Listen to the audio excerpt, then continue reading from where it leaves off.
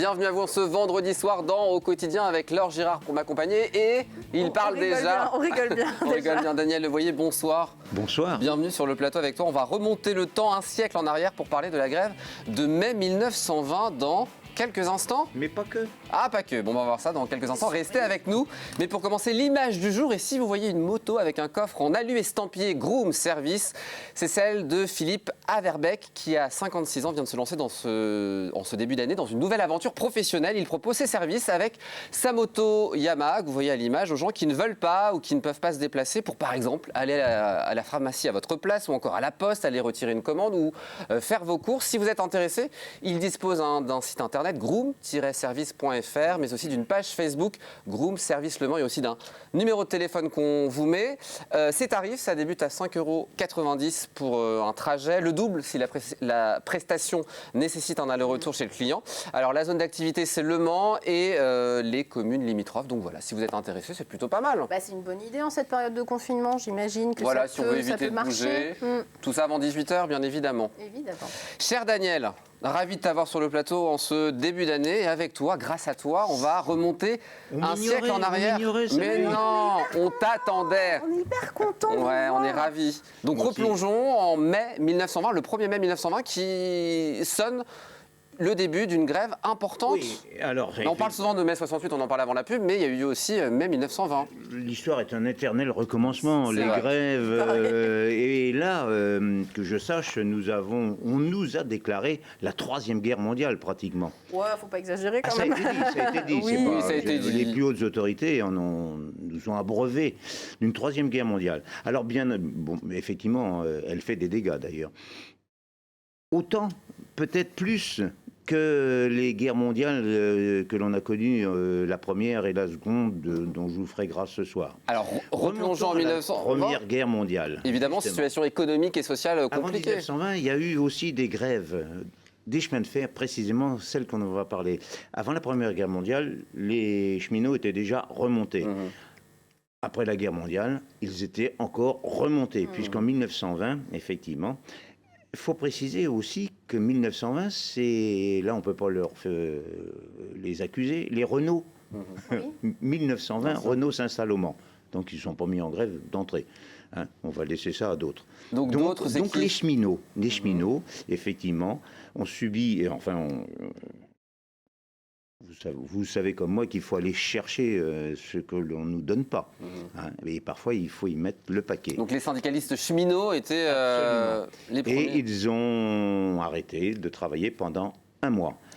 Il n'y avait pas que les cheminots, il y avait les bolets, il y avait les carrels, il y avait les fonderies d'Antoigné, il y avait les tramways.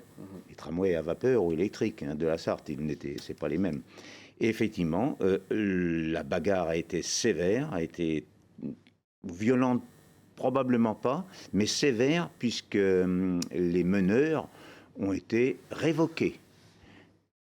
Donc, révoqués, c'est-à-dire on sort du système salarial. Avec pas de possibilité de retrouver un emploi salarié, j'imagine, dans une autre entreprise. Là, il y a une très belle image. Ils Très ont été compliqué. révoqués. Donc, Parmi eux, oui. un grand nom. Aujourd'hui, on retrouve notamment... Est-ce que les Manceaux se souviennent d'Henri Barbin? Son nom, oui, puisqu'évidemment, on a la rue Henri Barbin. Il y a une rue Henri Barbin. Et pas qu'une rue. Et pas qu'une rue. Il y a la rue Henri Barbin, effectivement. Henri Barbin a été un syndicaliste. Ça a été un adjoint au maire en 1920. Ça a été un conseiller général en 22 et ça a été un député en 1924 à 1926. Et effectivement, si on se souvient d'Henri Barbin au Mans, sa rue, qui est juste après les viaducs à l'attaque de l'avenue Jean Jaurès, et le fameux bouillon Henri Barbin, c'est-à-dire la grande salle de Pontlieu, où précisément, ma foi, les habitants aimeraient bien y retourner. C'est pour ça que je fais le lien avec cette fichue Troisième Guerre qui nous empêche de... Voilà. Donc en tout cas, ce qu'on peut dire, en tout cas, c'est que Henri Barbin, malgré le fait qu'il était congédié en 1920, a continué une belle carrière politique ensuite. Oui, bien sûr, comme beaucoup aujourd'hui. Et c'était important d'évoquer sa mémoire ce soir.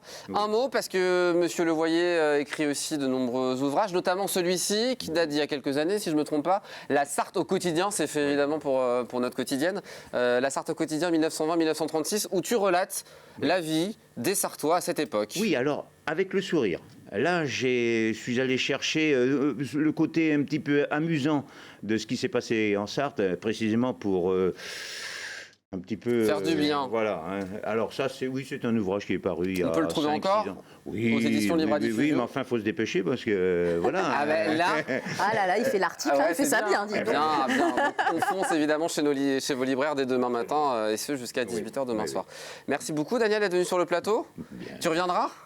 Parce qu'il est en train de dire qu'on l'invite pas, mais en fait c'est lui qui ne vient pas. Hein, quand même, il est débordé. C'est un retraité débordé. Mais oui, dit, tous les retraités sont débordés. Dès qu'on m'invite, je viens. Eh ben avec grand plaisir, on t'accueillera sur le plateau de cette quotidienne. Au programme, ce soir dans quelques instants, l'excellente Mylène Beurry pour un nouveau Passion sartoise. Au programme, Steven Ramage, le boucher charcutier traiteur que l'on connaît tous. Nathalie Martin, coach en éveil de conscience. Jean-Luc Catanzaro, un chef d'entreprise exceptionnel et solidaire qui sera avec lui. Et puis Christian Potier, vous savez qui est Christian Potier ? Ça m'échappe. Le président de la compagnie du chemin de fer de Semur-en-Vallon. Oh, je suis désolée, monsieur Donc ils seront Potier. dans l'émission aussi. Je vous ai pas oublié. Julien Barre. Et puis 20h, l'excellente, l'exceptionnelle, l'internationale Diana Higby pour un nouveau numéro de Musica Classica avec cet extrait signé par le pianiste Philippe Duchemin.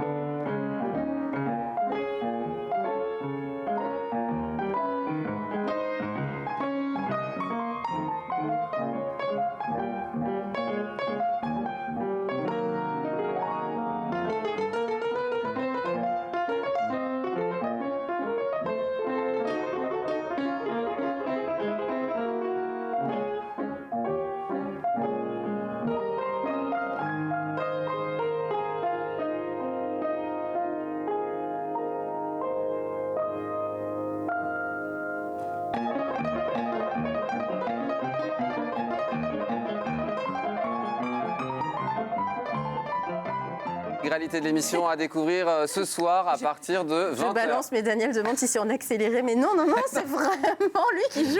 Non, on n'a pas pris des substances illicites en régie, tout va bien. Donc à découvrir à partir de 20h. Très bon week-end à vous. Dans un instant, Passion sartoise avec l'excellente Mylène Beurry. À demain. Non, à